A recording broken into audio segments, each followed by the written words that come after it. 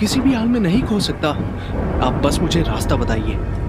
हाँ, देखो, मैं कुछ पल के लिए उस लड़की के जिस्म से उस चुड़ैल को निकाल सकता हूँ बाहर, लेकिन ठीक उसी समय तुम्हें उस चुड़ैल की अस्थियों को जलाना होगा।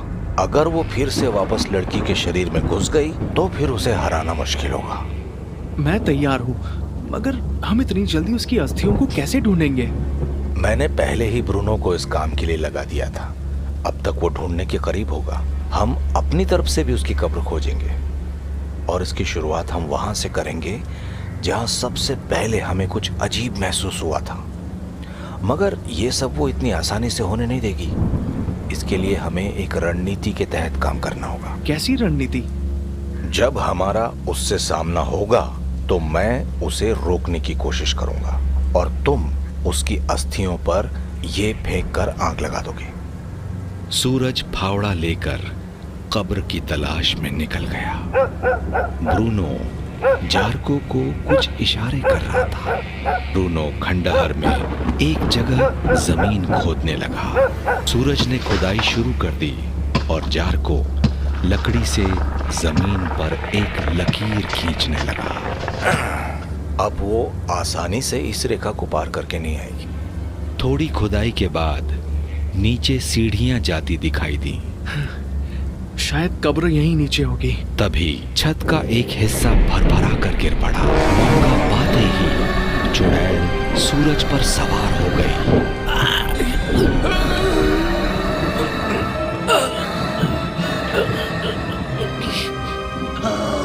चुड़ैल उसका गला दबाकर मारने की कोशिश कर रही थी। जार्को ने बिना देरी किए अभिमंत्रित जल उस चुड़ैल पर छिड़का।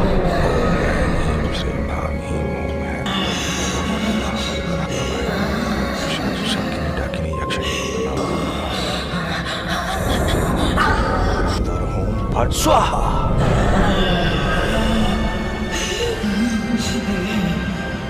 चुड़ैल दर्द से चीखने लगी। कभी पायल का चेहरा उभर कर आ रहा था तो कभी चुड़ैल का। सूरज, जल्दी से नीचे जाकर इसकी अस्थियों को आग लगा दो। ये पायल के जिस्म से निकलने वाली है। कुछ पल के लिए जार्को का ध्यान सूरज की तरफ चला गया और ठीक उसी पल चुड़ैल की ताकत से एक भारी भरकम किवाड़ टूटकर उसके सीने पर आ गिरा। ऊपर आकर सूरज की नजर एक बड़े ताबूत पर पड़ी। भाड़ में जाओ। और उसने जार्को की पुड़िया उस पर फेंककर आग लगा दी।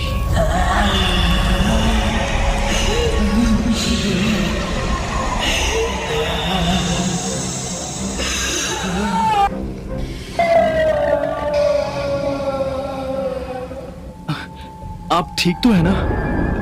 आपको कुछ नहीं होगा? जार्को सूरज को कुछ बताना चाह रहा था। अभी जिस चुड़ैल को हमने खत्म किया है वो कभी मेरी पत्नी हुआ करती थी। इस खुलासे को सुनकर सूरज हैरान रह गया। अपने काले जादू के बल पे उसने गांव और आसपास के सभी लोगों का जीना हराम करके रखा था। एक रात जब वो इसी खंडहर में तंत्र मंत्र के लिए गांव की एक छोटी बच्ची को मारकर उसकी आत्मा को अपने कब्जे में करने की तैयारी कर रही थी, तभी गांव के बहुत सारे लोगों ने उसे यहीं पर खंडहर में मारकर दफना दिया था। तब से उसकी रूह इसी खंडहर में भटकने लगी। वो मरकर और भी शक्तिशाली हो गई थी। उसकी वजह से मैंने गांव छोड़ दिया और जंगल में रहने लगा। तुम पायल को संभालो, उसे भी होश में लाना जरूरी है। सूरज की कुछ देर की कोशिशों के बाद पायल को होश आ गया। सूरज को देखकर उसकी आंखों में आंसू आ गए। उसने सूरज को अपनी बाहों में कस लिया। जार्को ने अपनी झोपड़ी के बाहर पहुंचते ही अंतिम सांस ले ली। वो अपने जख्मों से उबर नहीं पाया। सूरज और पायल की आंखें नम थीं। जार्को ने उनकी जिंदगी बचाने के लिए अपनी जान दे दी थी। सूरज और पायल ब्रूनो को लेकर अपनी नई मंजिल की ओर चल पड़े, एक अलग एहसास के साथ, और वो ये कि जिंदगी सिर्फ खुद के लिए जीने का नाम नहीं है। कभी कभी हमें इसे दूसरे के नाम भी करना होता है, और यही असल जिंदगी के मायने भी हैं।